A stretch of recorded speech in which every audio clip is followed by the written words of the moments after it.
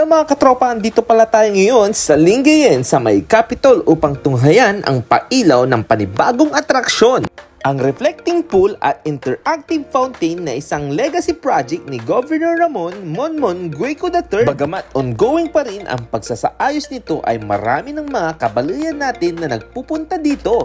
Mga pamilya, kabarkada, kaibigan at iba pa. Halos lahat ng nagpupunta dito mga katropa ay hindi mapigilan mag-picture at nag-aabang kung kailan ito matatapos. Ngayon pa lang kasi ay talagang napakaganda na, lalo na pa kaya pag natapos. May malawak itong patwalk mga katropa para mas malapitan mo mismo at makapagpa-picture. Idagdag mo pa dito ang magandang landscape na nakapalibot sa lugar. Talagang napaka-amazing at ang galing ng kanilang mga plano dito mga katropa pag ito ay natapos. Lalong darami ang turista dito mga katropa sa may Capitol Lingayen. Masarap din mag-relax at mag-picnic dito sa may Bermuda grass. Marami pa silang mga itatanim na puno at halaman dito sa paligid mga katropa. Kaya may enjoy din ng mga bata ang pagtakbo dito mga katropa. Excited ka na ba matapos ito mga katropa? Makita mo habang gumagabi ay dumarami na rin ang nag-aabang ng pailaw. At eto na nga mga katropa, grabing pagmasdan ng mga napakagandang ilaw at nagsasayawang mga tubig. Ganito na kaganda, hindi pa tapos to mga katropa. Paano pa kaya pag natapos? O di mas lalong napakaganda at